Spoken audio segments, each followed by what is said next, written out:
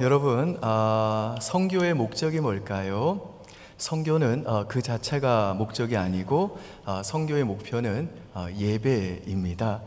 예배가 이 선교의 최종 목표라는 거예요. 이걸 존 파이버 목사님은 이렇게 설명하셨어요. 한번 보시죠. 선교는 교회의 궁극적인 목표가 아니다. 예배가 그 목표다. 예배가 없기 때문에 선교가 필요한 것이다. 궁극적인 목표는 선교가 아니라 예배다. 왜냐하면 궁극적인 존재는 사람이 아니라 하나님이기 때문이다. 이 세상의 역사가 끝나고 구속받은 셀 수 없이 많은 이들이 하나님의 보좌 앞에서 머리를 조아리게 될 때 선교는 더 이상 존재하지 않을 것이다. 선교는 이 목적을 위해서 일시적으로 필요한 것일 뿐이다. 그러나 예배는 영원히 남는다. 그러니까 우리가 선교를 하는 이유는 뭐냐? 내가 하나님의 그 영광이 너무 좋기 때문에 하나님을 아직 알지 못하는 나라도 그 나라 사람들도 그 하나님의 영광을 높이는 그 예배가 드려지게 하고 그 예배에 동참시키기 위한 그 수단으로서 선교한다는 것입니다. 그런데 제가 이렇게 또 말씀드리면 어떤 분들은 그러실 거예요. 아니 목사님, 솔직히 말씀드려서 내가 어떻게 생판 모르는 낯선 나라, 낯선 사람을 사랑하고 품을 수 있습니까? 저는 그게 아직 잘 안 됩니다. 그렇게 말씀하시는 분들 분명히 계실 겁니다. 예수전도단의 존 도슨이라는 분이 이런 분들에게 이렇게 대답을 했어요. 한번 들어보시죠. 잃어버린 자를 사랑하는 것은 불가능하다. 추상적인 것이나 관념적인 것을 마음속으로 깊이 느낄 수 없는 법이다. 사진에서 본 낯선 인물을 깊이 사랑하는 것은 불가능하며 더군다나 어떤 민족이나 인종, 잃어버린 모든 사람들처럼 모호한 집단들에 대해서는 말할 것도 없다. 그러니까 낯선 사람, 낯선 나라를 품는 것이 어렵다. 이거 자연스러운 거라는 거죠. 이어서 들어보십시오. 낯선 사람에게 그리스도를 전하기 위해 사랑의 감정이 생길 때까지 기다리지 말라. 당신은 이미 하늘에 계신 아버지를 사랑하고 있으며 이 낯선 사람은 하나님 아버지께서 창조하셨으나 그분과 멀어져 있다는 것을 알고 있다. 그러므로 복음 증거의 첫 번째 단계를 밟으라. 당신은 하나님을 사랑하고 있지 않은가? 우리가 우리의 믿음을 나누거나 잃어버린 자들을 위해 기도하는 것은 우선 인류를 불쌍히 여기는 마음에서 그렇게 하는 것이 아니다. 무엇보다도 하나님을 사랑하기 때문에 그렇게 하는 것이다. 자, 이게 무슨 말이냐면요, 낯선 나라, 낯선 사람에게 마음이 안 가는 건 자연스럽고 당연한 거라는 거예요. 그런데 선교에 있어서 가장 중요한 게 뭐냐? 하나님을 사랑하는 거라는 거예요. 왜냐? 하나님을 사랑하게 되면, 하나님의 영광을 우리가 보게 되면, 그래서 그 하나님이 너무 좋아지게 되면 아직 하나님을 예배하지 않는 자들도 하나님을 높이는 그 예배에 우리처럼 예배하도록 동참시키기 위해서 선교하고픈 마음이 생긴다는 것입니다. 믿습니까? 그래서 선교의 목표는 뭐냐? 예배다라는 거예요. 자, 그러면 예배가 선교의 목표다라고 하는 이 분명한 목표를 가지고 이제 선교지에 가는 단기 선교지에 가는 우리 들이 가져야 될 자세가 뭘까요? 오늘 본문을 통해서 그 자세를 두 가지로 좀 정리해 보고자 합니다. 첫 번째로 이 선교지에서 혹은 우리의 일상의 삶의 현장에서 우리가 가져야 될 자세는 관찰하라는 것입니다. 우리 여성분들은요, 아기가 우는 울음소리만 듣고도 왜 우는지 그 이유를 7가지나 분별해 낸다고 그래요. 대단한 관찰력이죠. 우리 남자들은 어떨까요? 저를 비롯해 가지고 대체적으로 둔해요. 그래서 아기가 울면 어떻게 하냐? 무조건 우유병만 입에 넣어주는데 이건 아이의 진짜 피로를 모르기 때문에 그렇게 하는 거라는 거예요. 근데 이 관찰력이 뛰어난 사람은 다릅니다.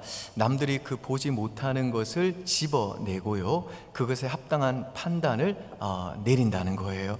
그래서 첩보 영화 같은 데 보면 아주 작은 단서 하나를 가지고 아군과 적군을 가려내는 것을 우리가 종종 보게 됩니다. 실제로 미국의 이 CIA에서 이런 일이 있었어요.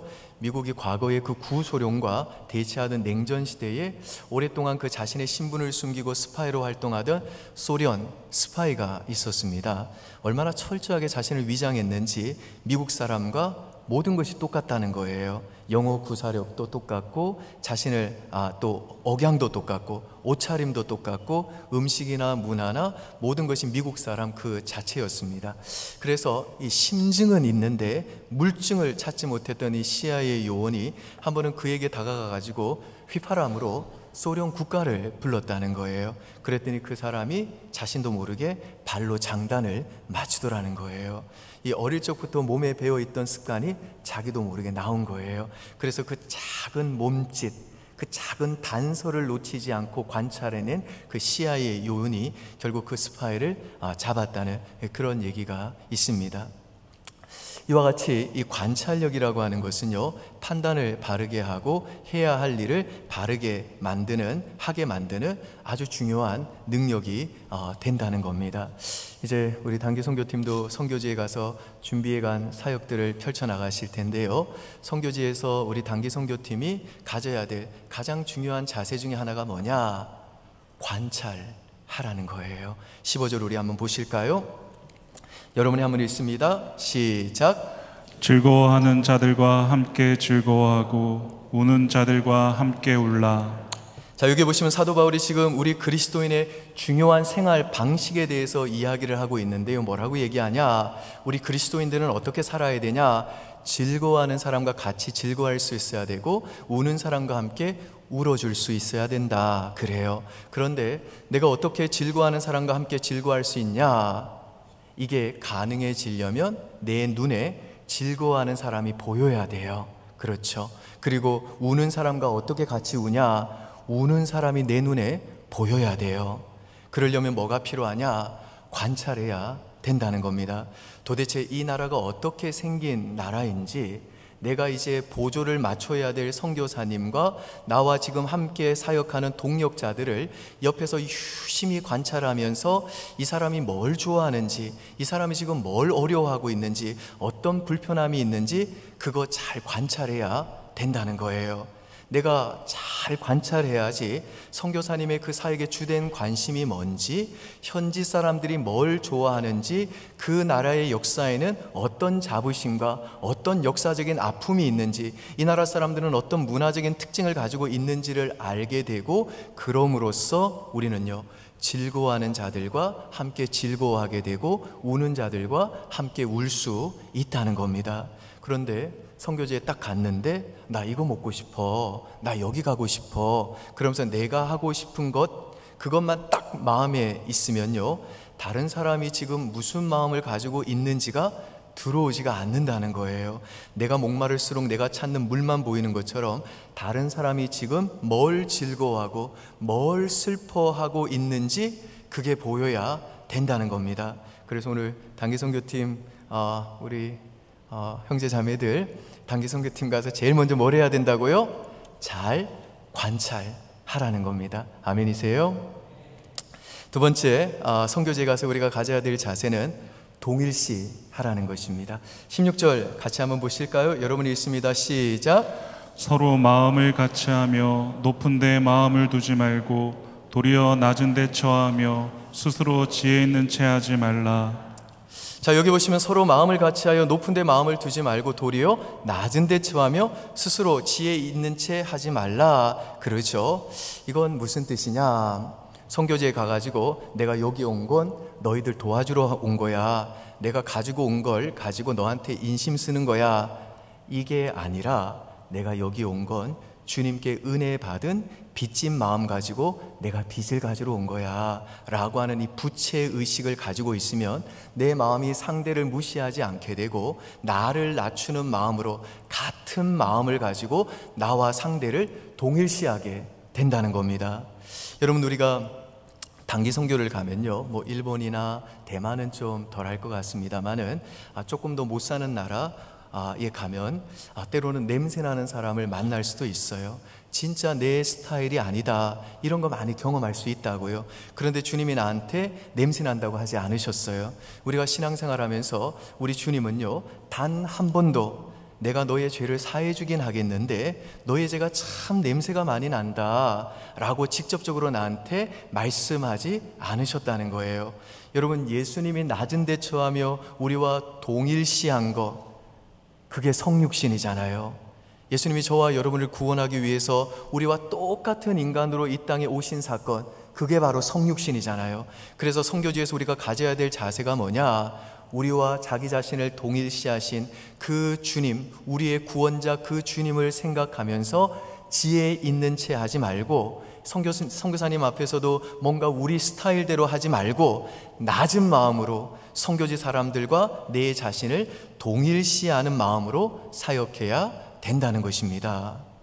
지금은 돌아가셨는데요, 크리스토퍼 히친스라고 하는 분이 계세요. 이 사람은요, 아주 논쟁적이고 굉장히 호전적인 무신론자로 유명하신 분이셨어요. 영국과 미국에서 굉장히 유명하신 분이셨는데, 근데 이분은요, 자기 자신을 스스로 무신론자라고 말하지 아니하고 나는 반신론자다 그랬어요. 반신론자가 누구냐?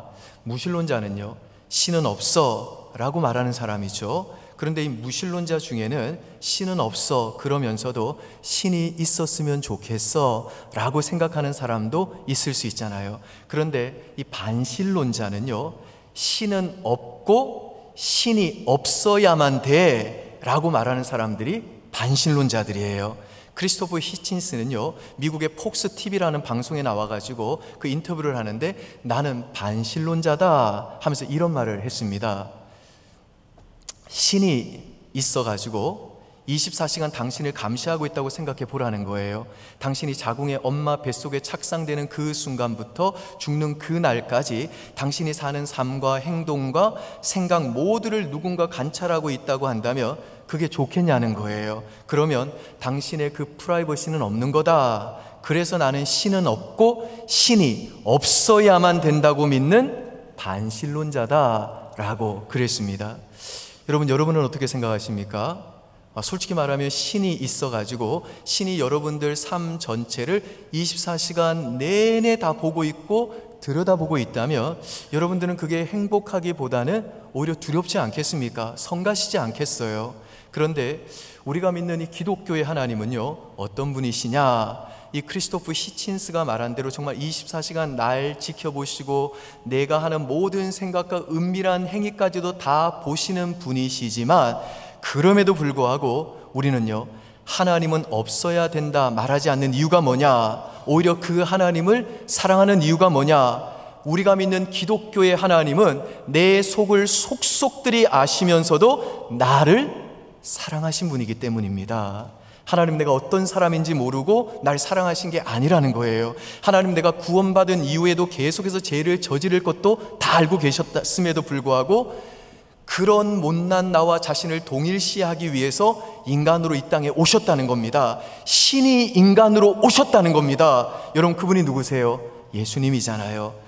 나는 구원받은 이후에도 예수 그리스도의 피를 계속해서 낭비하면서 예수님의 그 사랑과 은혜를 이용하는 삶을 살았습니다. 예수님이 그걸 모르고 날 사랑하신 게 아니라는 겁니다. 예수님은 그걸 다 아시고도 우리를 사랑하시고 우리를 구원하셨다는 겁니다. 이처럼 기독교의 하나님은요, 내 모든 것을 아시면서도 나와 자신을 동일시하셔서 내 모든 아픔과 눈물과 한숨과 그 슬픔을 다 이해하시고 그 모든 슬픔과 아픔에서 나를 구원하시기 위해서 내 죄를 위해 대신 죽어질 정도로 날 그렇게 사랑하신 분이기 때문에 우리는요, 하나님이 내 삶 전체를 다 들여다보고 있고 모든 것을 다 아신다는 것을 알면서도 그게 두려움으로 다가오는 게 아니라 오히려 그 하나님이 너무너무 좋고 그 하나님이 내 모든 것을 아신다는 사실에 행복감을 느끼게 된다는 것입니다. 믿습니까, 여러분? 조지 할리라고 하는 분이 계세요. 이분은 의사였는데요, 이 서아프리카에 있는 라이베리아라고 하는 나라에 복음을 전하려고 간 선교사님이세요. 의사니까 이제 많은 환자들을 돌봐 주었습니다. 1년 동안에요 10,000명의 환자를 돌봤대요. 1년 동안에 10,000명의 환자를 돌봐 주었으니까 엄청나게 힘들고 고통스럽게 일을 했다는 거죠. 그러면서 이분이 또 선교사님이시니까 복음을 전하고 주일날마다 예배를 드렸습니다. 그런데 이 5년 동안 선교 사역을 하는데도 예배 때는 아무도 오지 않는 거예요. 이렇게 병고침을 갖기 위해서, 다른 말로 하면 의료적인 혜택을 받기 위해서는 사람들이, 그 흑인들이 오는데 아무도 자신에게 복음을 들으려고는 오지 않더라는 거예요. 주일마다 교회에서 예배를 드리긴 했지만 아무도 관심이 없었습니다.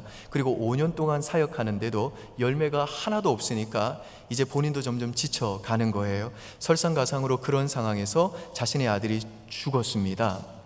5살 난 아들이었는데요 말라리아 합병증으로 죽은 거예요. 얼마나 슬펐겠어요. 그래서 너무너무 고통스럽고 슬픈 그 상황에서 아이를 이제 관에다가 놓고 장례를 치르는데요 선교사님이 부부가 둘이서 그 관을 드니까 이게 너무 불쌍해 보이는 겁니다.